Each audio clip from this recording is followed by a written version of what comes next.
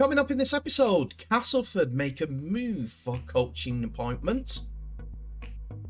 Gold Coast Titans sign 2 players on extended deals to join 5 others. And is Tyrone Peachey heading to the Super League?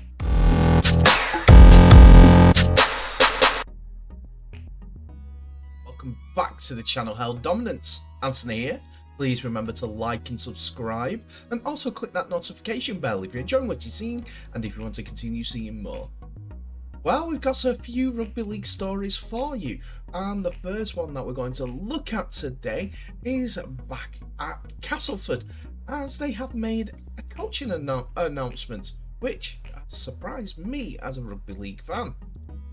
So what they've gone and done is they've appointed Craig Lingard as the Castleford's new assistant coach on a 2.5-year contract.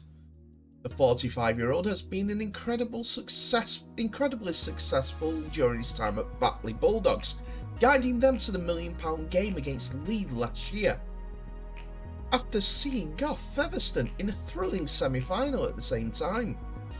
As a player, Lingard played 205 times for Batley, becoming their all-time leading try scorer with 142, and has had a stand named after him at the Box Biscuit Stadium. Lingard will assume the role of assistant coach at Cass with immediate effect, whilst also remaining as head coach of Batley until the end of the 2023 campaign, after which he will solely be at Weldon Road. Talking to CastlefordTigers.com about his appointment, Lingard began by putting forward his excitement about linking up with the Castleford Tigers. He said, "I'm really pleased. It's been good getting down and getting my first day out of the way. It's been a really good day because everyone has been really welcoming, and it's been good to get out on the field for that first session. It's been good to get straight out there on the field and get some drills done and watch the boys in action. It's exciting for me and an exciting time for the club over the next few years." As mentioned earlier, Lingard will continue his duties at Batley alongside his role with the Fords until the end of the season. And when asked about the split between both jobs, the 45-year-old claimed that balancing the two won't be difficult at all. Won't cause too many difficulties. It will be pretty simple because Batley train on the night, because with part-time rugby you train in the evenings. With full-time rugby you train during the day, so I will be able to balance the two pretty easily. I made a commitment to the players at Batley that we were going to see the season out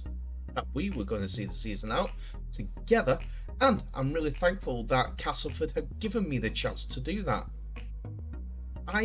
I'll have very fond memories there because it's a club that's played a massive part in my life. I signed there in 1998 and spent 10 years as a player, then came back as an assistant coach and then as head coach. Over the last couple of seasons, we've been successful with the semi-final and grand final appearances. After coaching at the lower levels with the likes of Bramley and Keighley Cougars, as well as Batley, it's clear that Lingard has certainly served his apprenticeship as he begins his first coaching position in the top tier, and he touched on this. He affirmed why he now was the right time for him to take up that step up and become a Super League coach. I think it's the right time for me personally, and I think it's the right time for Batley and someone else to have the opportunity. My ambition has always been to try and coach in the Super League and move from the part-time environment, so thankfully I've been able to do that at Castleford. So what's happened with his former club? Well, Batley have wasted no time at all in making their choice for the replacement, going for regularity rather than revolution, as current Bulldogs assistant Mark Moxon will step up to the role of head coach for the 2024 season, following Craig Lingard's appointment. Lingard's side currently sits 6th in the championship table, 6 wins from 10, and Castleford have agreed to that any potential game day clashes will see Batley take the priority for Lingard.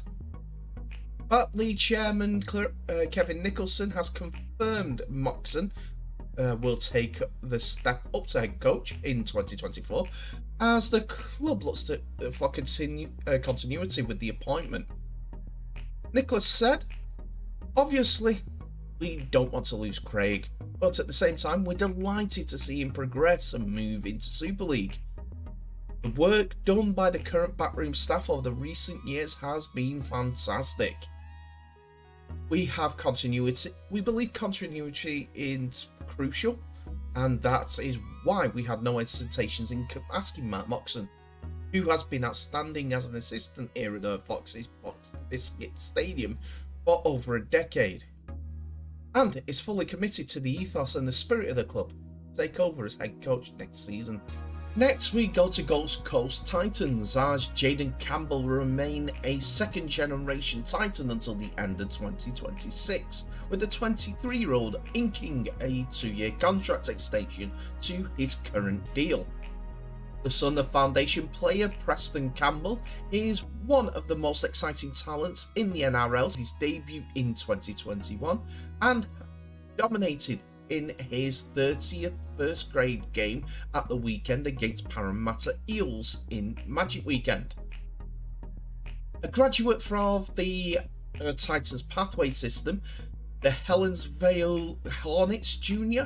has a burning desire to bring a premiership to Gold Coast, following the club's long-term involvement with him and his family. Campbell said of the move, "I've always wanted to be a Titan, and I've always wanted to be a one-club person as well.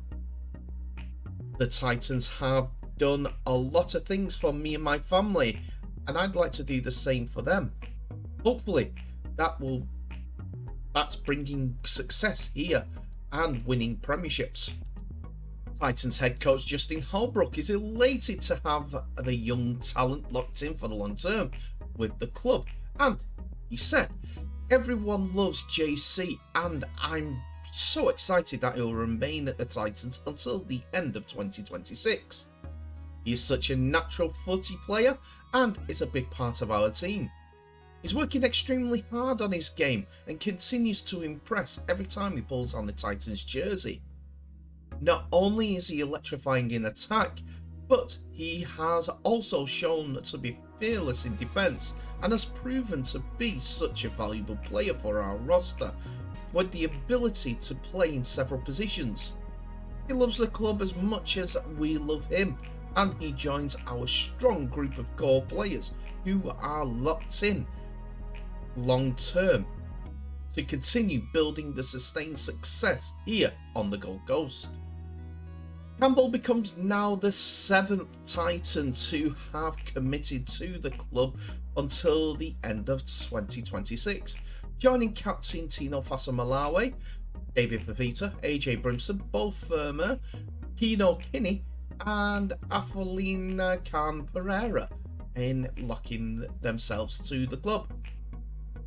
With the contract extension secured, Titans young gun Campbell can now focus on his footy and enjoy spending some time with friends and family on the Gold Coast. Fresh from playing that key role as fullback in the side's Magic Round win over the Eels, Campbell said the chance to stay close to the family, repay the faith the club has shown in him, is at the heart of his decision of resigning. He said, "The Gold Coast is a beautiful part of the world. Can't leave my mum, she'll miss me too much. I've always wanted to be a Titan, and I've always wanted to be a one club man as well. The Titans have done a lot for me and my family, and I'd like to do the same for them, and hopefully bring success here and premierships. The club means a lot. They give me an opportunity for my dad to look after us as a family, and hopefully I could do the same for mine. And keeping it Titans for a little bit longer, highly rated Gold Coast teenager Keno Kinney made his debut at Magic Round after he was overlooked by other NRL clubs for being too small.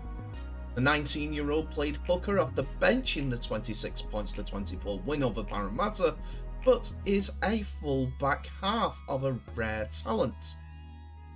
The Titans have re-signed the Auckland-born Kinney until the end of the 2026 season, with recruitment manager Ezra Howe saying he was looking for a half fullback on a recruitment trip and hit the jackpot. Howe told AAP, "I signed Keno when he was 15 after watching him play in a league tag tournament in Auckland. Kinney could step off both feet and was just electric. But put it this way, in the whole tournament I watched him play league tag, he never lost a tag. No one could catch him.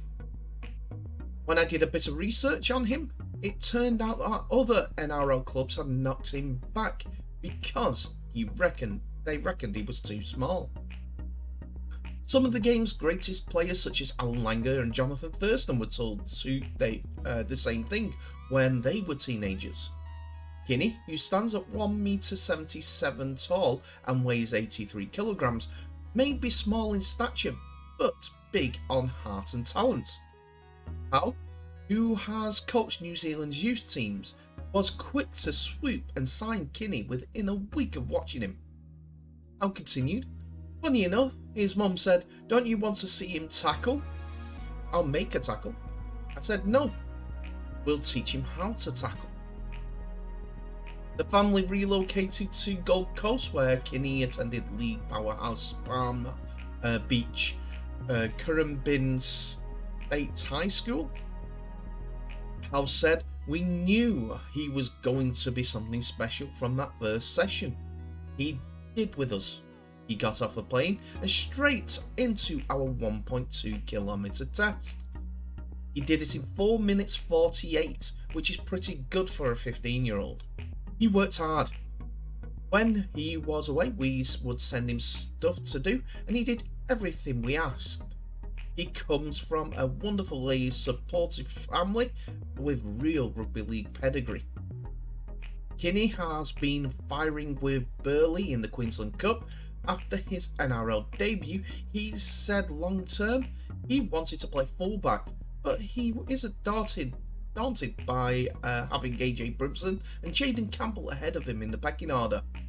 Kinney said, "The way I look at it, I learn off them every day at training and push them. The main tip they have given me is keep working hard and your time will come. I'll keep playing my trade in Q Cup if I have to, but if I come up here to NRL, I'll definitely believe in myself. The debut was pretty different. I have a lot of respect for hookers now." Kinney had no hesitation in signing with the Titans. "We have a young team, but we're going in the right direction. They have done a lot for my family as well," he said. And in our final story, the rugby league rumour mill is churning as reports from the mole at the wide world of sports. Clubs in the Northern Hemisphere are interested in Penrith Panthers utility back Tyrone Peachey. The 31-year-old only signed for the Penrith Panthers at the beginning of the season from West Tigers, in a deal that saw Charlie Staines head the other way. He signed a 1-year deal with the club that he left in 2018, which will see him potentially leave again in the autumn. Peachey has scored twice for the Panthers since his return. However, the New South Wales native is in that position, and now it's reasonable to say that he is looking at the future and what options are ahead of him. The Mole has reported Peachey is closing in on the 200 game mark in the NRL after a decade in the big league and is looking for one final contract, maybe in England. Peachey played well for the Panthers in Magic Round, making a line break and running over 100 metres in the 18 points to 60 feet of the Warriors. The versatile utility back isn't signed for the Panthers beyond this season, and his name is mentioned to several Super League clubs who are showing some interest. Beginning his NRL career at the Cronulla Sharks in 2013, he left that following season for the Panthers, and a 4-year stay with them saw him amass 109 games and scoring 40 tries in what has been his most successful spell as a player to date. From there, he stopped off at the 63 games and 8 tries at the Titans before moving to the Tigers, which consisted of 13 games and 1 try. Don't know if he'll be a success in the Super League, but a good solid player, not to say the least, and 31 years of age, might possibly be his last contract somewhere. But saying that, we have a look at Mitchell Pearce, who is consistently playing rugby league and is open to a possibility of moving back to the NRL in 2024. There's been a lot of interest for Pearce, but Peachey might have some options still in the NRL. We'll have to wait and see. But for now, he's looking at the best deal for him. And that's it for another episode, ladies and gentlemen. Thank you so much for watching. Please remember to like, subscribe and share this video worldwide, as well as clicking on that notification bell for any updates on new videos that may be coming your way in the future. Tell me what your thoughts are on today's episode in the comment section below, as it's open for business and you and me can share the stories around so that everyone can know what's going on in the world of rugby league, hopefully creating a new audience. Anyway, thank you so much for watching. Please remember to share this video worldwide, and I'll end the episode as I always do by wishing you all the very best. Please stay safe, and I'll see you in the next episode.